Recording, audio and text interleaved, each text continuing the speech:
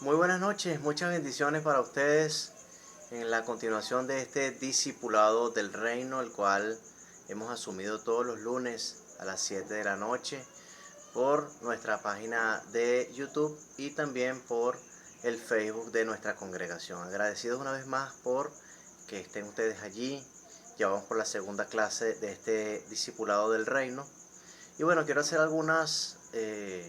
comentar algunas cositas antes de arrancar, pero primero vamos a orar y luego voy a hacer algunos comentarios que tienen que ver con las clases anteriores y luego nos metemos de lleno con la clase, con el tema del día de hoy, que se titula La obra del rey. Clase número 2, La obra del rey. Espero que hayas hecho tu tarea, ¿ok? Mira que el Señor está mirando, los ojos de Jehová recorren toda la tierra. Salmo 24:1. Bien, vamos a orar entonces para dar comienzo en esta noche y luego vamos con algunos comentarios antes de entrar en la clase. Padre, en el nombre de Jesús, gracias te damos por esta noche, mi Rey. Gracias por cada uno de mis hermanos y hermanas que se encuentran conectados, los que están aquí en Venezuela, los que están en Colombia, en Perú, en Chile, en Ecuador, en la Argentina. Gracias por todos ellos, Padre eterno. Ayúdalos, bendícelos, fortalécelos y háblanos en esta noche, Padre. Que tu palabra venga a ser vivencia, rema en la tabla de nuestro corazón y que en esta noche podamos ser poderosamente bendecidos por el poder de tu presencia que tú produzcas en cada uno de nosotros, así como el querer, también el hacer por tu buena voluntad, y que seamos, Señor, a través de esta clase exhortados, consolados y edificados. Ayúdanos, amado Espíritu Santo, a entender la obra del Rey, lo que el Mesías Yeshua hizo por nosotros en la cruz del Calvario, y que podamos como hijos obedientes, como hijos tuyos, llevar a la práctica todo lo que aprendamos en el día de hoy. Nos colocamos en tus manos y te pedimos, Señor, que seamos poderosamente bendecidos en este tiempo. Te damos las gracias, mi Rey, en el poderoso nombre de Yeshua, nuestro Mesías. Amén y amén. Bueno, muchas gracias por estar allí un lunes más.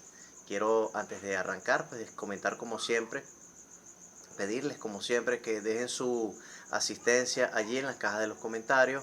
Colócame por favor también qué te pareció la clase anterior, la tarea, si hiciste la tarea y sobre todo desde dónde nos escribes. Recuérdate que esto es importante para yo poder llevar un registro de asistencia de todas las personas de nuestra comunidad cristiana Amor de Cristo que están viendo este discipulado.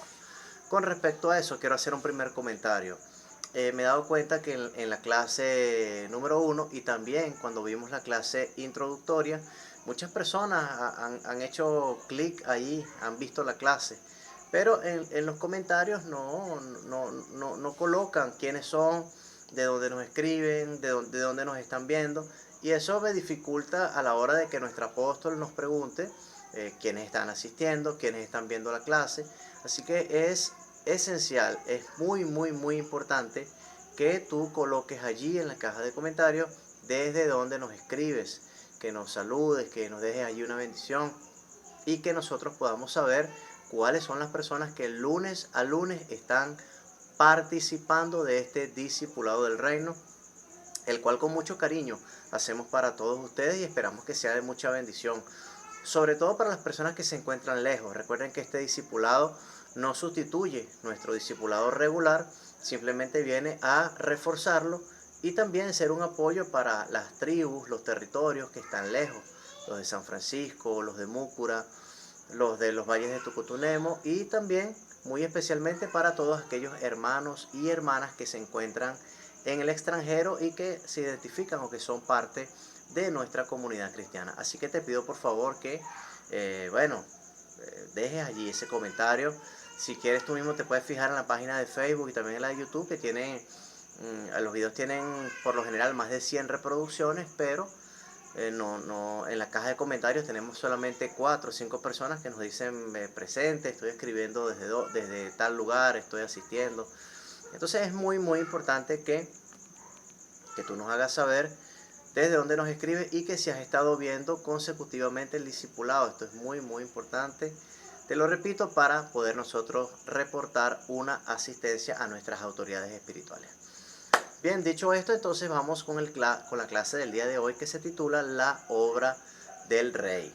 Recuérdate que ya vimos una introducción en donde pudimos estudiar que somos embajadores del reino.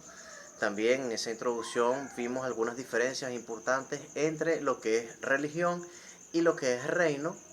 Luego vimos la clase número 1 en 2 sesiones, en donde estudiamos un poco acerca de la persona del rey. Y bueno, hoy vamos a continuar entonces con este discipulado y la clase número 2 que se titula La obra del rey.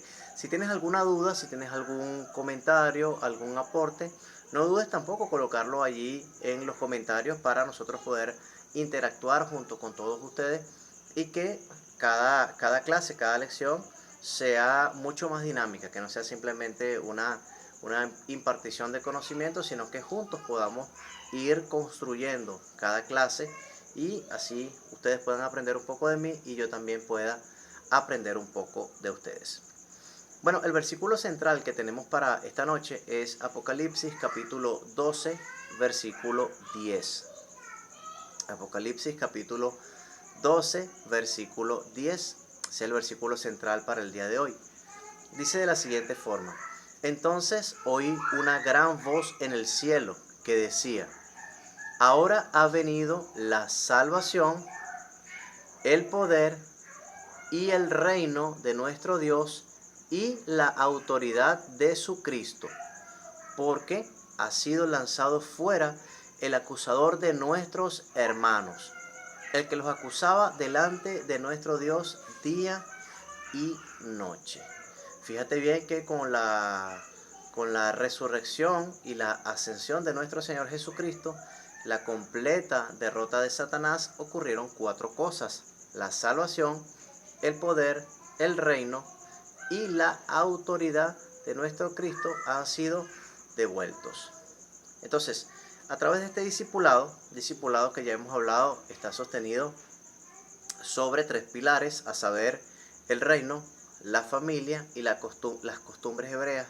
Esto nos va a permitir ampliar nuestra cosmovisión acerca de cada enseñanza bíblica. Vamos a ver cómo claramente nuestro Señor Jesucristo no vino a fundar ninguna religión. Él no vino a fundar una religión llamada cristianismo, ni vino a fundar una religión llamada evangélicos, ni nada de eso. Jesús vino a restaurar un reino, el reino de su Padre. Vino a devolvernos el reino. Vamos a explicar esto, vamos a ir paso a paso, ya lo hemos estudiado, pero es importante que tú tengas esto bien clarito. Adán y Eva, la primera familia, tenía el gobierno de la tierra. El Padre mismo se los encargó, Génesis 1:28. Les dio un territorio para cuidar y les delegó autoridad para ello. Y sobre todo les proveyó un propósito, un diseño personal y como familia. Adán y Eva estaban en el huerto y no solamente estaban allí para pasar un tiempo de ocio y para no hacer nada todos los días. Ellos tenían una misión, tenían un propósito, tenían un diseño dado por el Padre como individuos, pero también como familia. Génesis 1:28. Entonces, cuando ellos caen en iniquidad, ellos voluntariamente entregan la propiedad de la tierra, la propiedad, el reino, lo entregan voluntariamente a Satanás. Recuérdense ustedes cuando allá en Mateo capítulo 4, cuando el enemigo estaba intentando tentar a Jesús, él le dijo: todos estos reinos te daré si postrado me adorares, porque a mí me han sido dados. ¿Quién se los dio? Evidentemente que fue Adán, o fueron Adán y Eva en el huerto cuando cayeron en iniquidad, no en pecado. No te olvides de estudiar las diferencias entre iniquidad y pecado. Si no lo tienes claro, déjamelo saber aquí en la caja de comentarios para nosotros poder aclararte eso al privado. Ellos no cayeron en pecado, ellos cometieron iniquidad y la iniquidad dio a luz el pecado. Entonces, el huerto de Edén, más que un lugar físico, que lo era, pero más que un lugar físico, era un lugar, era una atmósfera propicia para la manifestación del Padre como y cuando Él quisiese. Nuestras familias, el seno de nuestro hogar, también, y para eso los altares familiares son de gran ayuda, deben ser un lugar en donde se manifieste, en donde haya una atmósfera ideal para la manifestación del Espíritu Santo. Entonces, cuando la primera familia cae en iniquidad, la atmósfera y por ende el gobierno del Padre, a través de sus embajadores aquí en la tierra, Adán y Eva, quedó seriamente afectado. Ahora, te pregunto, ¿qué fue lo que se perdió cuando Adán y Eva cometieron iniquidad? ¿Qué fue lo que se perdió? ¿Qué fue lo que perdimos? Perdimos muchísimas cosas, pero principalmente el gobierno de la tierra. Ya no era el hombre, ya no era Adán y Eva quienes gobernaban, sino que ahora ellos voluntariamente habían entregado ese gobierno a Satanás. Entonces, ¿a qué vino principalmente el Mesías? ¿A qué vino nuestro rey Yeshua? Vamos a verlo más detalladamente según Apocalipsis capítulo 12, versículo 10, el texto a través del cual empezamos. La primera cosa a la que vino el Mesías Yeshua, y déjame hacerte una introducción antes de meternos en esas tres cosas. Por lo general, cuando nos referimos o cuando pensamos o cuando alguien nos predica acerca de a qué vino el Mesías a la tierra, lo primero que pensamos, y también probablemente nosotros respondamos eso, vino a salvarnos. A salvarnos. Es decir, que la obra de la cruz, la vida, muerte y resurrección del Mesías, la resumimos simplemente en que Él vino a salvarnos, más nada. Pero es una respuesta muy vaga y que es como decir que un carro son 4 cauchos nada más. Y un carro es muchísimo más que simplemente 4 cauchos. Entonces, ¿a qué vino el Mesías? Número 1. Primera de Juan 3:8. Primera de Juan 3:8. El Mesías vino a deshacer las obras del maligno. Esto es lo primero. Él vino a deshacer las obras del maligno. Recuérdate que el enemigo, después de la caída de Adán y Eva, él estaba operando legalmente en la tierra, a causa de la iniquidad que da a luz el pecado. Iniquidad la mata de mango, pecado es el mango. Entonces, esa iniquidad en la que Adán y Eva caen, trajo como consecuencia que el enemigo pudiese operar legalmente en la tierra. Y es lo mismo en el seno de tu casa y en tu propia vida. El pecado da legalidad a que el diablo pueda operar en una vida, en un matrimonio, en el hogar. Si hay pecado, si hay situaciones de pecaminosidad, entonces el enemigo tiene derecho, entre comillas, para operar con libertad dentro de esa casa. ¿Por qué? Porque ese es el terreno, ese es el caldo de cultivo, esa es la base de operaciones a través de la cual él puede seguir operando, aún habiendo sido ya derrotado completamente en la cruz. Entonces, Jesús vino a deshacer las obras del diablo. El enemigo operaba legalmente en la tierra a causa del pecado de Adán y Eva, pero él fue vencido plena y definitivamente por Yeshua a causa de su muerte y resurrección. Esto no lo debes olvidar. El enemigo está completamente desarmado, destruido y derrotado. ¿Cómo sigue operando? Bueno, sigue operando porque hay gente que continúa proveyendo para los deseos de la carne, continúa proveyendo para el pecado, continúa viviendo en pecado y por supuesto entonces allí él puede seguir operando con libertad. Nuestro Señor Jesucristo con la muerte, dice el apóstol Pablo, destruyó al que tenía el imperio de la muerte, esto es, al diablo. O sea, cuando Jesús resucita, anda en la tierra y asciende a los cielos, el reino de las tinieblas quedó completamente desarmado, destruido. Destruyó al que tenía el imperio de la muerte, esto es, al diablo. ¿Cómo la destruyó? Con su propia muerte. Y esto es una enseñanza importante para nosotros también. Porque ¿cómo podemos vencer nosotros al pecado? La Biblia dice que el que ha muerto al pecado no peca más. De tal forma que así como Cristo murió y resucitó para andar en novedad de vida, nosotros también debemos morir a la persona que éramos, a los deseos de la carne, a todas aquellas situaciones que no nos permitan llevar una vida espiritual y entonces resucitar para andar en una vida nueva. Y para eso tenemos la importantísima ayuda del Espíritu Santo, quien nos ayuda en todas nuestras debilidades y que las comprende muy bien. Él comprende todas las debilidades, todas nuestras debilidades. Y Él está allí para fortalecernos y para ayudarnos a andar en novedad de vida. Dicho esto, entonces si Jesús vino a deshacer las obras del diablo, reiteramos una vez más que ya no hay más guerra espiritual. ¿Por qué? Porque el enemigo ya fue derrotado y exhibido públicamente. Cuando Jesús dijo, consumado es, la guerra finalizó con un vencedor, el Mesías Yeshua, y un vencido, el diablo. Entonces, hay creyentes que todavía siguen enredados en esto, en este tema de la guerra espiritual, y andan en una guerra, y yo voy contra el diablo, y el diablo contra mí, y se la pasan en esa lucha, desgastándose en una aparente batalla, en una aparente lucha que el diablo le interesa que sea así para hacernos creer que él todavía está luchando, que él todavía está, ¿cómo diríamos?, enfrentando una guerra contra nosotros. Pero la verdad es que la guerra terminó. Colosenses 2:10. La guerra terminó y nosotros, así como Cristo lo venció, nosotros hemos vencido en Él. ¿Qué es lo que tenemos todavía? Bueno, batallas espirituales. La guerra espiritual terminó con la cruz. Con la resurrección de Cristo terminó la guerra espiritual. ¿Qué es lo que tenemos a diario? Batallas espirituales. Y no solo contra las huestes de maldad, sino, y peor aún, contra nuestra propia carne. La guerra espiritual ha finalizado. Lo que tenemos son batallas espirituales contra huestes espirituales de maldad, es verdad. Pero esas huestes espirituales de maldad operan, perturban, oprimen, porque todavía hay situaciones de nuestra vida que no están alineados a la voluntad del Padre. Entonces, el apóstol Pedro dice, amados míos, que nos abstengamos de todos los deseos que batallan contra nosotros, que batallan contra nuestra alma a diario.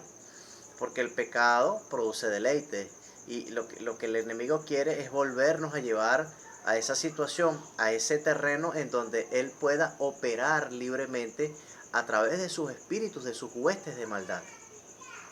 Pero nosotros tenemos que tomar una decisión y afirmar como está escrito, diga el débil, fuerte soy, y por el poder de la palabra, por el poder del nombre de Jesús, por el poder de la sangre de Jesús, y con la ayuda del Espíritu Santo, nosotros poder decir no al pecado y sí a la santidad. Eso es posible. Esas son las batallas que tenemos a diario. La carne nos presenta oposición para que no oremos, para que no leamos la palabra, para que respondamos mal, para que nos comportemos de una forma que no equivale, que no es digna a la de un embajador, a la de un hijo de Dios. Y contra eso es que tenemos que batallar todos los días, fortaleciéndonos en el Espíritu, andando en el Espíritu y no proveyendo para los deseos de la carne. Entonces, cuando hablamos de la palabra deshacer, lo primero que dijimos es que Jesús vino a deshacer las obras del maligno. Deshacer significa, presta atención, deshacer significa liberar, soltar las cadenas, destruir. Liberar, escucha bien lo que es deshacer, liberar, soltar las cadenas, destruir. Destruir, esto es importante, destruir. Es un término, el término deshacer es un término que los rabinos usaban con mucha frecuencia para decir que algo estaba desatado. Desatado. Jesucristo vino a deshacer, vino a destruir la obra del diablo y a desatar esas almas que estaban siendo oprimidas por el imperio de Satanás, por el imperio de las tinieblas. Por supuesto que el enemigo, repito, sigue operando, pero sigue operando es donde hay pecado, donde hay provisión para la carne, donde hay una atmósfera ideal para que Él se manifieste. Recuérdate una cosa, la Biblia dice que los cielos de los cielos son de Dios y que la tierra la ha dado a los hijos de los hombres. Así que cuando el Padre quiere hacer algo en la tierra, necesita un vaso que le sirva de instrumento para manifestarse. Y cuando el enemigo también va a hacer algo aquí en la tierra, necesita de una persona, alguien que se preste como consciente o inconscientemente, como instrumento suyo para poder llevar a cabo sus obras. Entonces, a lo primero que Jesús vino, ¿a qué vino Jesús? A salvarnos. Sí, pero explícamelo como que más claramente. ¿A qué vino Jesús? Número 1. Primera de Juan 3:8. Él vino a deshacer las obras del diablo. Ya no tiene el enemigo más nada en ti. Nosotros tenemos que poder decir, como dijo en cierta ocasión nuestro Mesías: el diablo viene contra mí, pero en mí no tiene nada, nada. Lo único, de lo único que el enemigo se puede agarrar en la vida de alguien es de el pecado, de las situaciones de pecado, situaciones de la carne. Esa es la única manera. El maestro Santiago dice que Dios no es tentado y que él no tienta a nadie ni puede ser tentado, sino que cada uno es tentado cuando de su propia concupiscencia significa deseo de pecar, cuando de sus propias concupiscencias es atraído y seducido. Es decir, el enemigo toma la concupiscencia, toma las debilidades, toma el deseo de pecar de alguien y allí comienza a gestar la iniquidad para que la iniquidad dé a luz el pecado y el pecado genere muerte.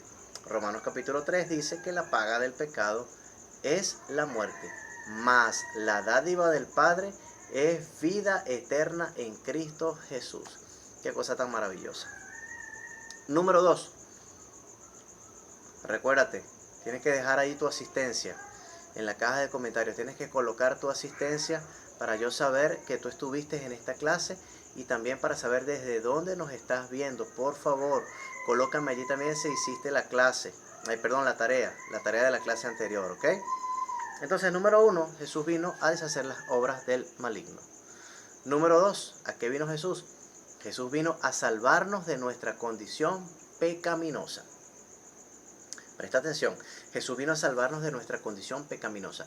Nosotros no podíamos salvarnos a nosotros mismos, porque para poder salvar a la humanidad era necesario un sacrificio sin mancha, sin mácula, un sacrificio perfecto. Pero lo que pasa es que el Padre miraba la tierra y entonces dice: no hay justo ni aun uno, todos pecaron y todos fueron destituidos de la gloria de Dios. Entonces el Mesías tuvo que nacer a través de una mujer, Miriam o María como lo conocemos normalmente, popularmente, y a través de esa mujer hacerse hombre, vivir una vida totalmente sin pecado y así poder morir por nosotros.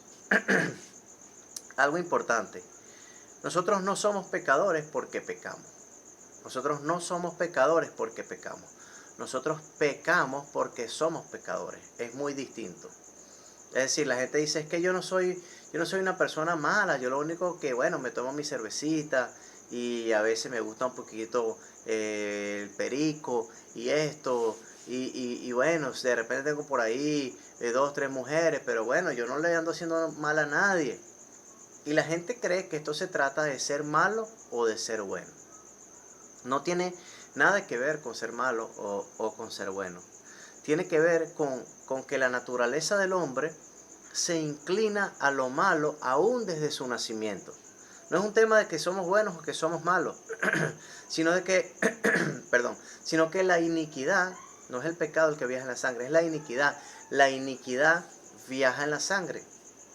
Y cuando una mujer y un hombre se unen, cuando un espermatozoide fecunda a un óvulo, entonces esa iniquidad es traspasada.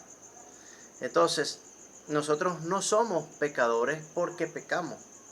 Nosotros pecamos porque somos pecadores. Nacimos así, con una naturaleza caída. ¿Y qué podemos hacer entonces? ¿Qué podemos hacer si nacimos así ya defectuosos en un principio? ¿Qué podemos hacer entonces? Lo que nosotros podemos y debemos hacer es recibir la naturaleza divina y así poder identificarnos con el Adán correcto. No con el primer Adán, sino con el postrer Adán. No con el segundo, porque no hay otro, no hay tercero ni cuarto. Es el primer Adán el que cayó en iniquidad. Y así como el pecado entró por el primer Adán, el pecado también salió por el postrer Adán, que es nada más y nada menos que Yeshua. Entonces, ¿a qué vino? El Mesías vino a salvarnos de nuestra condición pecaminosa. No podíamos salvarnos nosotros a nosotros mismos.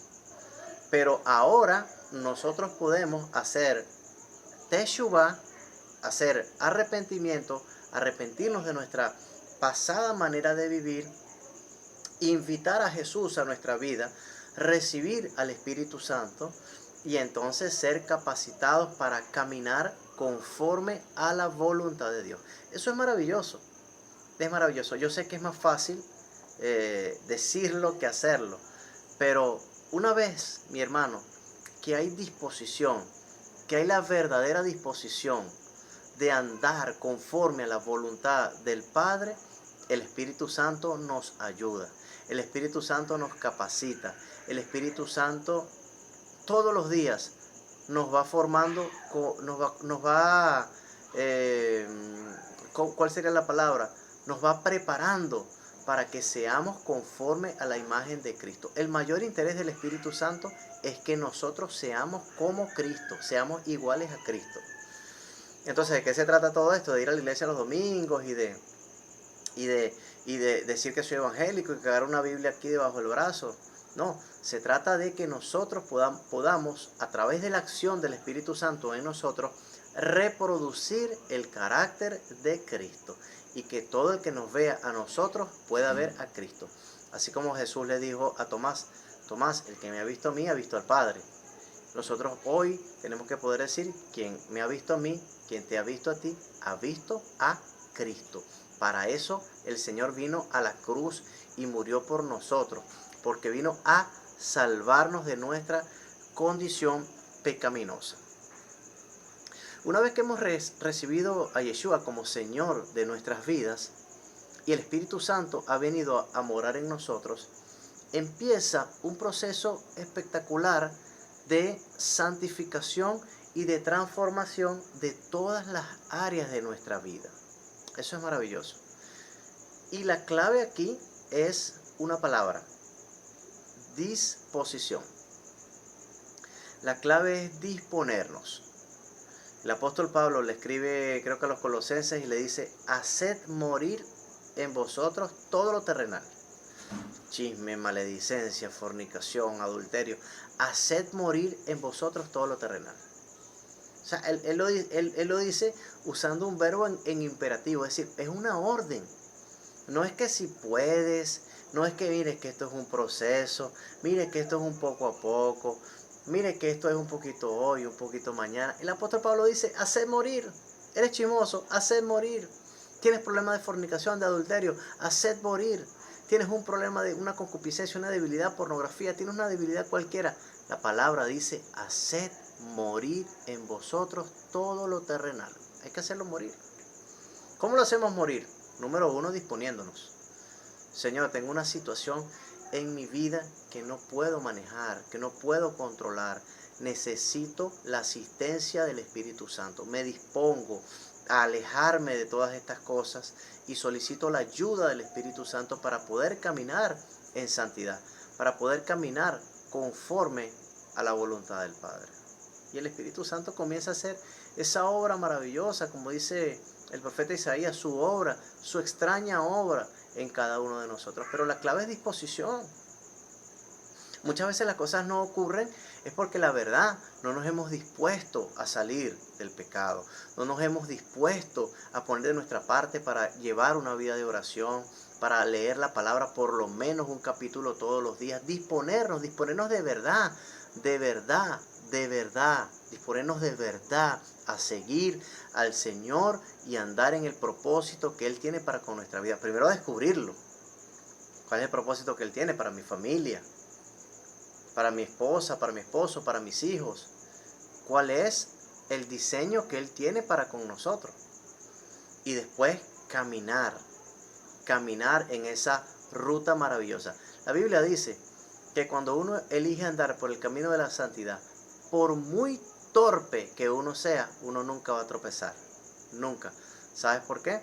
Porque el Espíritu Santo nos lleva de la mano y cada tropiezo es un aprendizaje para que nuestro carácter siga siendo forjado y formado conforme a la imagen del Mesías Yeshua. Entonces, aquí la palabra clave es disposición. Disposición para permitir que el Espíritu Santo revele la obra del Redentor a nuestras vidas en el pasado, en el presente y en el futuro. Y quiero decir algo importante aquí. No es solamente conocer a Jesús. Hay una canción muy linda que a mí particularmente me encanta, que se titula Quiero conocer a Jesús.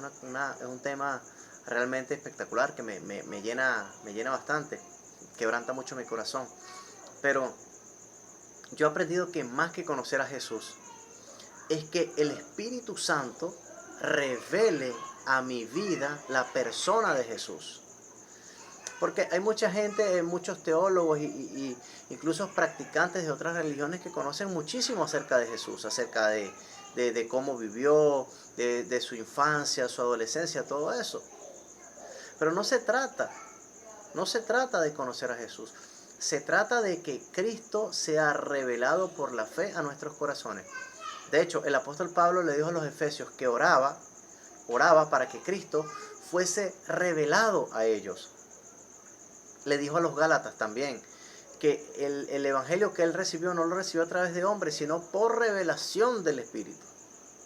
Y nosotros necesitamos que Cristo sea revelado a nuestros corazones, la persona de Cristo sea revelada. Y el Espíritu Santo quiere hacer eso, pero nosotros tenemos que disponernos, tenemos que ceder, tenemos que poner de nuestra parte, así como pusimos de nuestra parte para ir a la universidad o para ir a un trabajo, o como ponemos de nuestra parte para otras cosas que nos gustan. Para esto también tenemos que poner de nuestra parte. Para estar en un discipulado tienes que poner de tu parte. No puedes estar en una clase sí, en otra no. Asistí a dos, después fallé a otra, después estoy por aquí, después no vi el video, después ya ni me acuerdo por dónde es que voy. Tiene que haber constancia, disposición y deseo de que Cristo sea revelado a nuestras vidas. Entonces, número 1, que vino Cristo a deshacer las obras del maligno. Número 2, a salvarnos de nuestra condición pecaminosa. Y número 3, ya vamos con el número 3, no te olvides de dejar tu asistencia allí en la caja de comentarios. Lo repito por si alguien se ha conectado tarde, tienes que colocar allí en la caja de comentarios desde donde nos estás viendo y firmar allí tu asistencia para yo luego poder pasar un reporte. Número 3, ¿a qué vino el Mesías? Vino a devolvernos el poder. Esto es muy importante y quiero que prestes atención. Lo dejamos de número 3 porque es algo muy importante. Él vino a devolvernos el poder. ¿Poder para qué? ¿Poder para qué? Poder para volver a gobernar la tierra. Lo dijo el mismo Yeshua en Hechos capítulo 1, versículo 8. Minuticos antes de ascender, dijo que recibiríamos poder cuando haya venido sobre nosotros la persona del Espíritu Santo. Poder, la palabra griega dunamis, de donde viene dinamita. La palabra poder significa, de repente usted se está imaginando otra cosa, así que voy a definir a qué se refiere la Biblia cuando habla de que recibiremos poder y que el Mesías vino a devolvernos el poder. Poder significa, número 1, capacidad, número 2, habilidad, y número 3, y este me encanta, derecho a obrar milagros. Esta palabra significa capacidad. Capacidad, tenemos la capacidad, Cristo nos devolvió la capacidad para gobernar. Nos devolvió la habilidad para gobernar. El Espíritu Santo nos enseña cómo hacerlo, lo dijo Jesús también. Y número 3, nos dio el derecho a obrar milagros, a traer lo celestial a lo terrenal, traer el cielo a la tierra, traer lo eterno a lo temporal, que lo sobrenatural sea natural para nosotros. Eso es lo que Cristo, una de las cosas que Cristo vino a hacer por nosotros con su muerte y resurrección. Hay otro significado importante de poder, el cual es muy interesante por los tiempos que corren. Poder significa recursos. ¿Recursos para qué? Recursos para caminar en el diseño del Padre para nosotros. Porque si Dios, ya lo vimos en la clase pasada, si Dios da una visión, Dios provee para su propia visión. No hace falta estar vendiendo pastelitos y vendiendo sopas y vendiendo esto y lo otro para financiar una visión que es de Dios, no es mía, es de Dios. Ahora, no es que está mal, no es que está mal vender pastelitos o vender una sopa o buscar financiamiento, no, eso no está mal.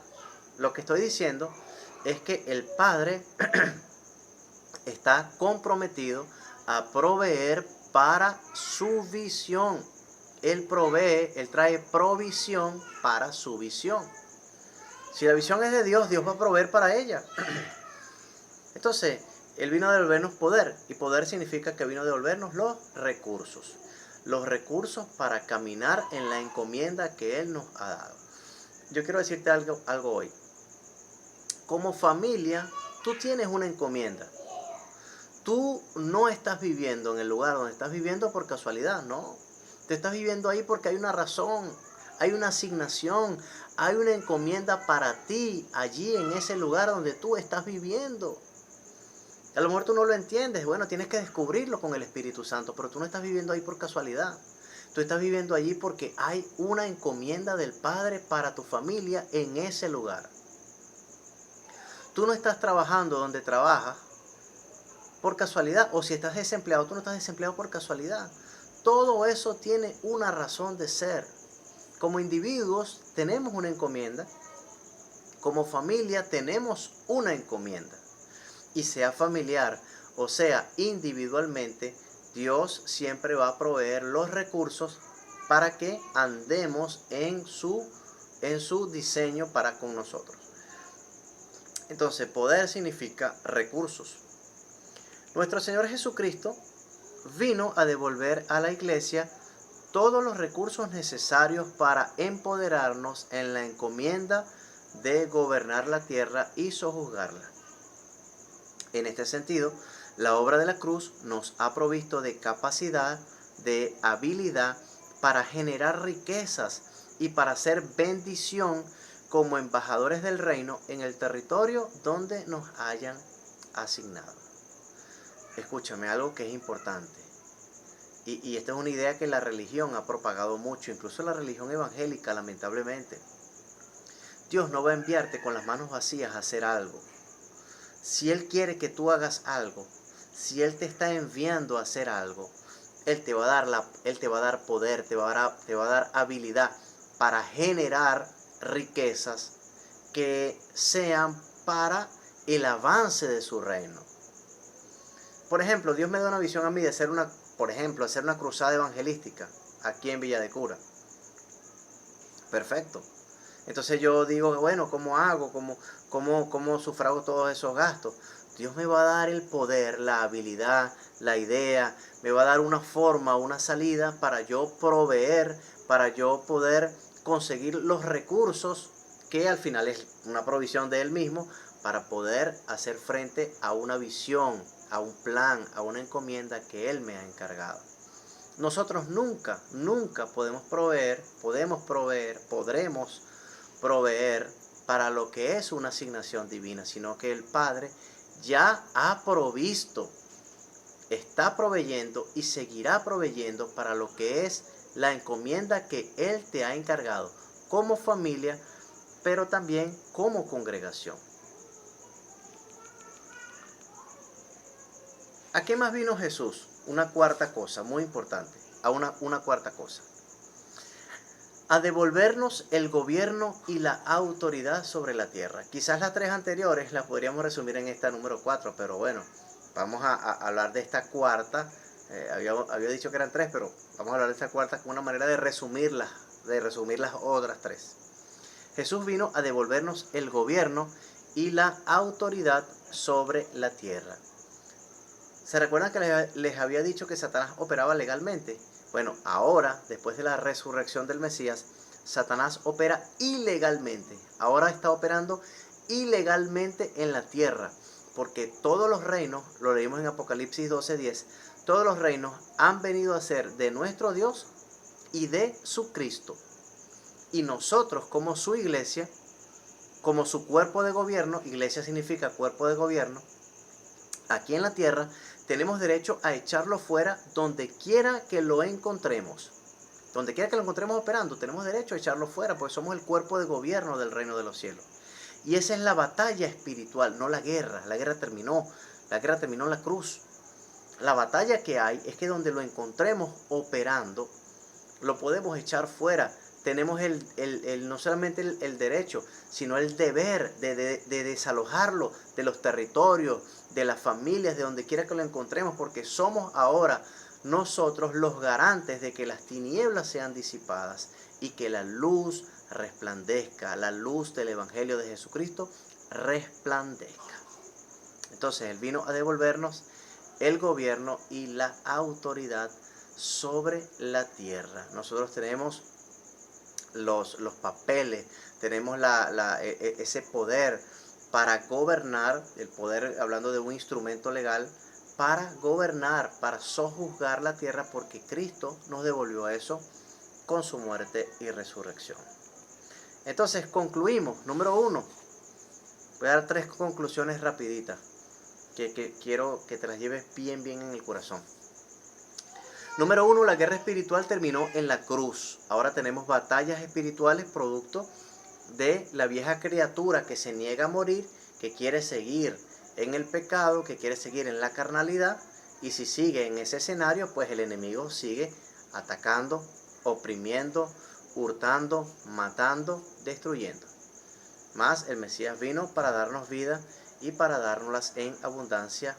Juan 10:10. Número 2, otra conclusión. La obra del Rey está estrechamente ligada a la restitución de su reino aquí en la tierra a través de su iglesia. Es decir, nosotros como iglesia, como cuerpo de gobierno, no es que vamos a establecer el reino, porque el reino será establecido definitivamente cuando Cristo venga por segunda vez a gobernar. Cuando venga por segunda vez y que venga a gobernar, su reino será establecido definitivamente. Pero nosotros somos agentes del reino, que tenemos que ser luz donde quiera que estemos, que tenemos que ser agentes para disipar las tinieblas, para destruir, para desalojar toda obra del maligno, y que donde quiera que nosotros estemos, esté el reino. Porque donde está un embajador del reino, donde está una persona del reino, está el reino completo.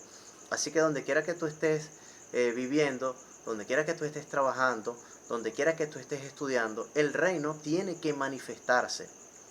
No es solamente que ahí llegó el evangélico, ahí llegó el muchachito aquel que le gusta ir a la iglesia. No se trata de eso. Se trata de que llegó un embajador del reino.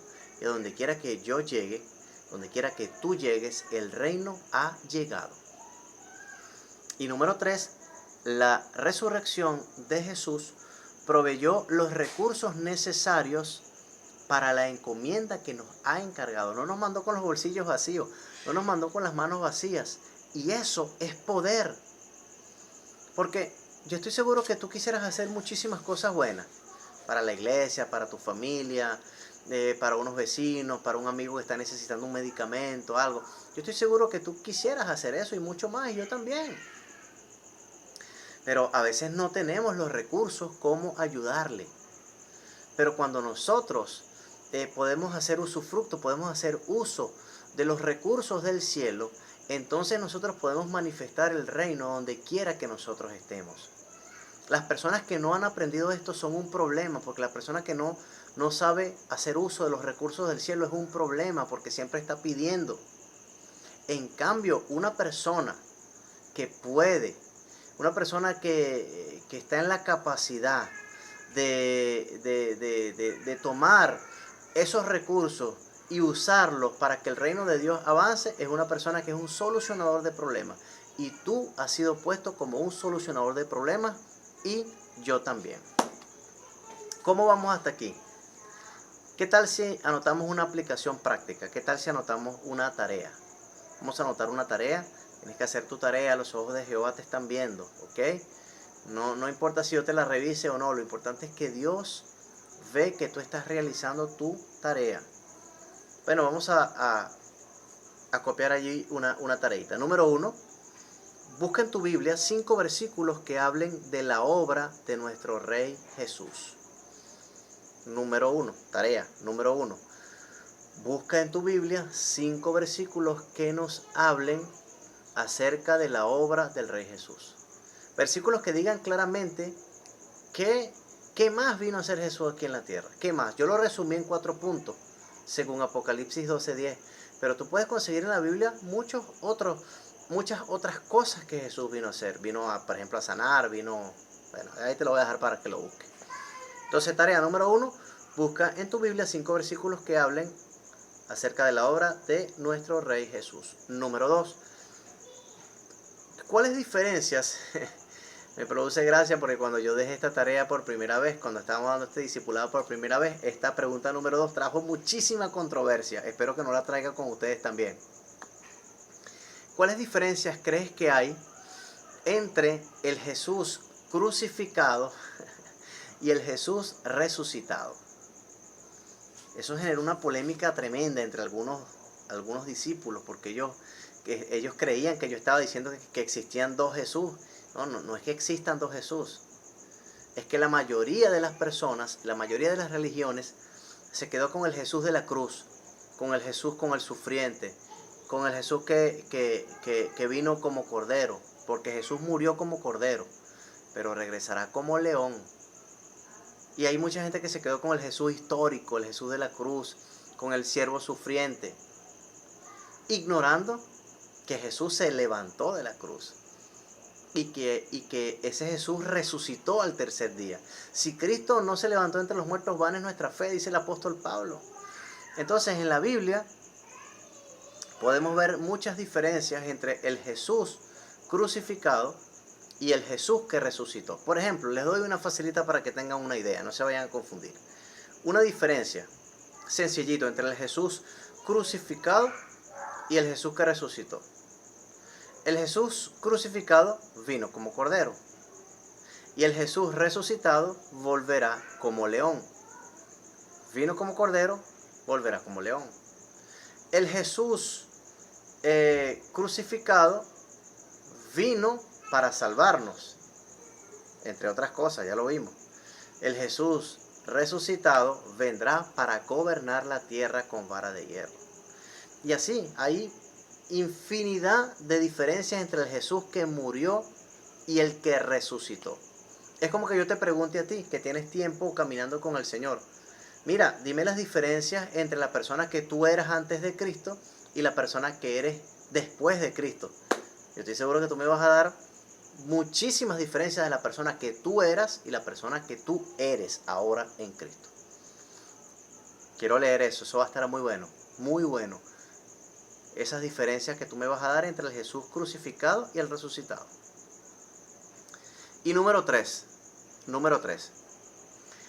¿Por qué en la Biblia el diablo es llamado el acusador de nuestros hermanos? Ahí lo leímos en Apocalipsis 12:10, que ya ha sido lanzado fuera el acusador de nuestros hermanos. Apocalipsis 12:10. Pregunto, ¿por qué? Es la tercera pregunta de nuestra tarea. ¿Por qué el diablo es llamado el acusador de nuestros hermanos? El acusador. ¿Por qué el acusador? ¿Por qué crees tú? No me vayas a responder, bueno, porque acusa. No, pues, obvio, microbio. Pero, ¿cuál es la respuesta teológica para que el diablo sea llamado, según Apocalipsis 12:10 y también otros pasajes de la Biblia, el acusador? Acusador. ¿Por qué acusador? Entonces, quiero dejarte esa tarea allí.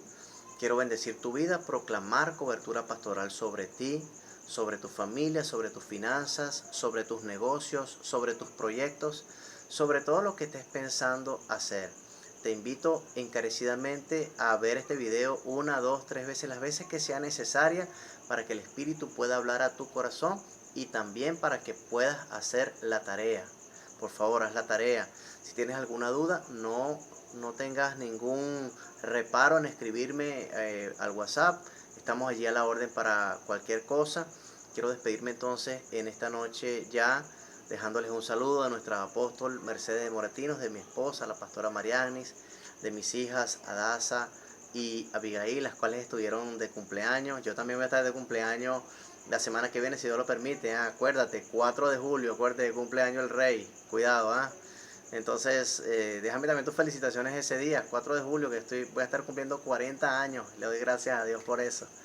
Y bueno, muchas bendiciones para todos ustedes. Los espero el próximo lunes con la clase número 3. Un abrazo grande, muchas bendiciones y para adelante con este discipulado, que Dios va a hacer cosas maravillosas contigo y con toda tu casa. Un beso grande, nos vemos el próximo lunes. Shalom.